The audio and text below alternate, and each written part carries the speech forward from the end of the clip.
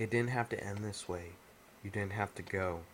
We could have stayed, or stayed and remained whole forever.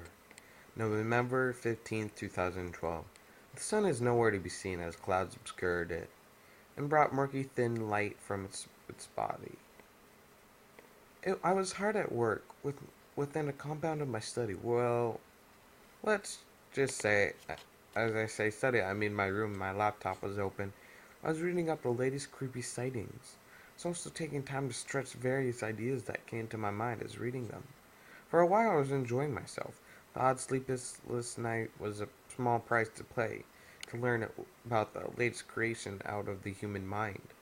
I looked down to my paper and sketched a draft of a monster of sorts, similar to the rakes, but when I looked back up to my laptop, another page is open. Strange, as I hadn't clicked on anything, but and only I'd be the only tab open, though.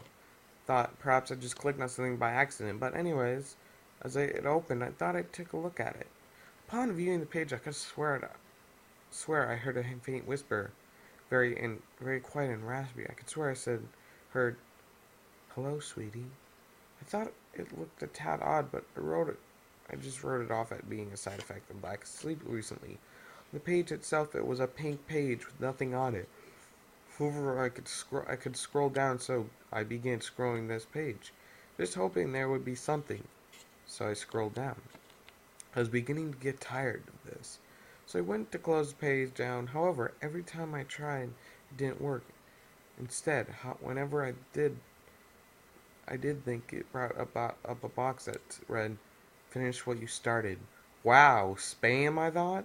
Obviously, I couldn't close this, so I went scrolling again. There was nothing else to do anyway. 10 minutes had passed. I finally got to the bottom. There was a download link in blue standard font, reading that read, "A reward for your efforts, sugar." At this point, I was thinking this was made by a very feminine or friendly hacker. Good night, get dismissed it. Click the bo- download link in the pop-up box and "Are you sure you want to save this file?" It's pretty useful. The options were odd. Yes, button looked fine, but the no option looked darker.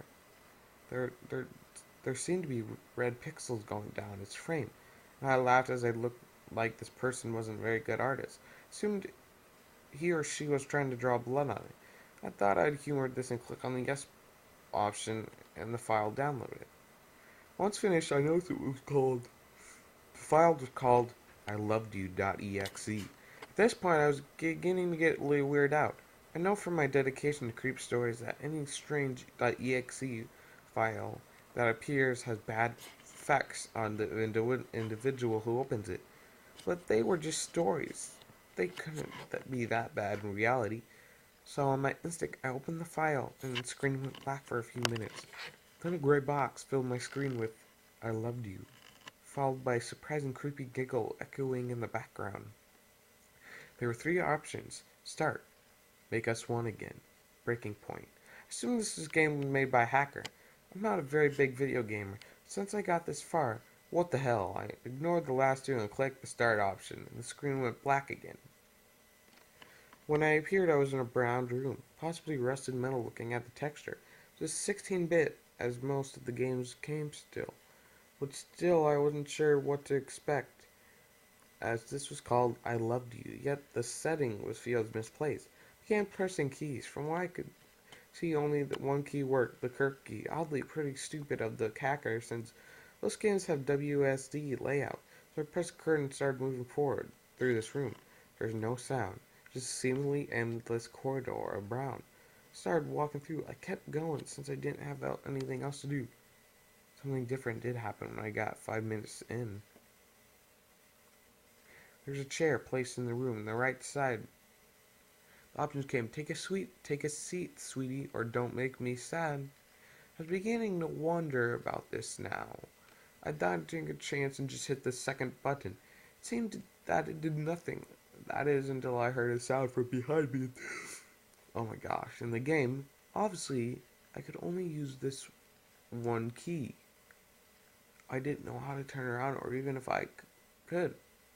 All I could do was just stand there. The sound grew louder, at first sounding soft and a little eerie, but as it got closer, it was sounding more aggressive to the point where it was loudest peak.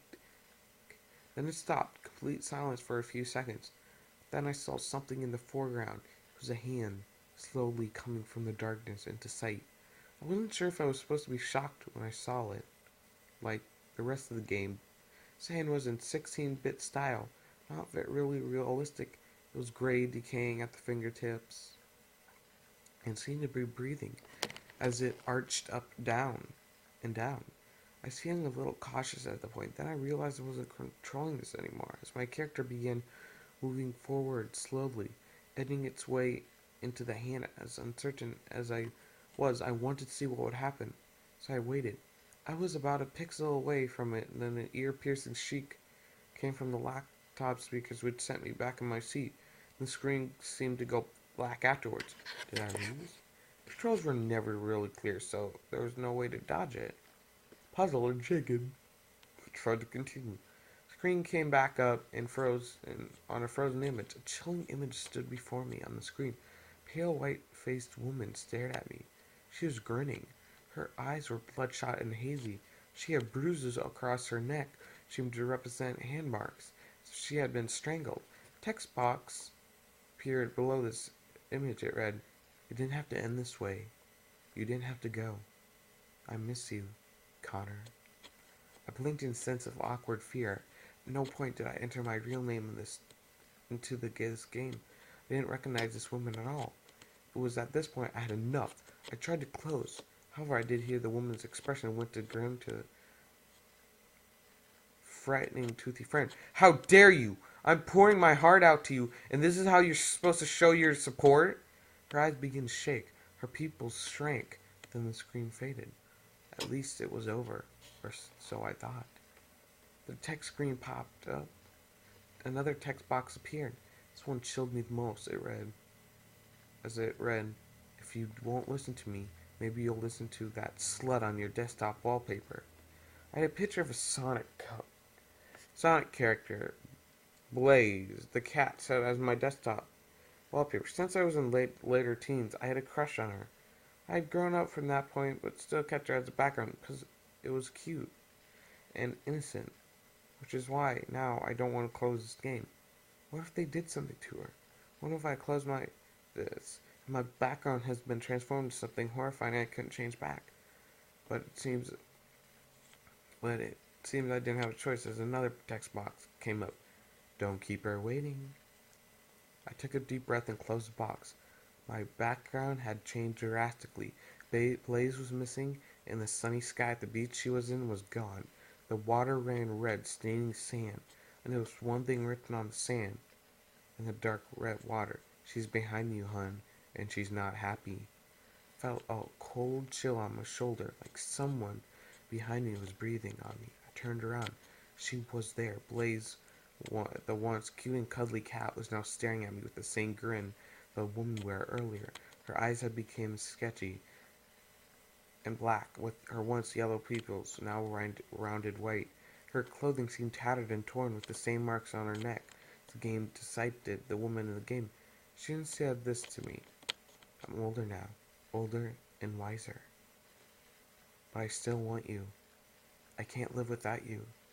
If you feel the way you felt for me back then, you'd make the right decision."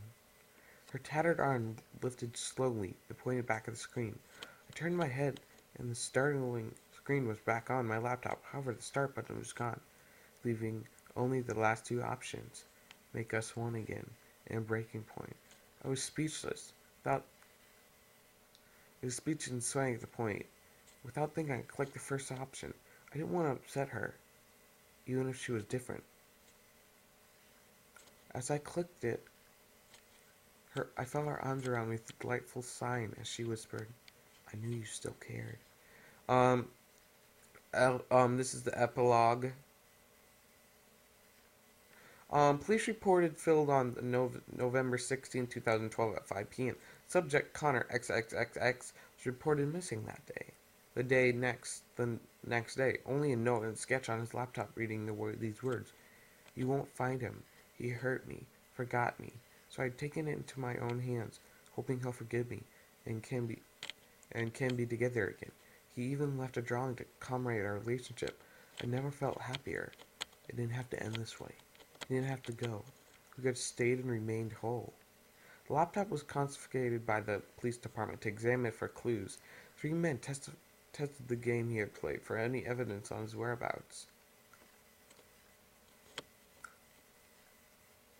November 17, 2012. Police report filed on November 17th. Voicemail was received on Connor's voicemail. The day of his birthday, the caller wasn't identified, but the message was this. Incoming message, Connor's mail received 18th November 2012. I loved you, but you turned me away. So I did what I had to be done. I came back for an apology.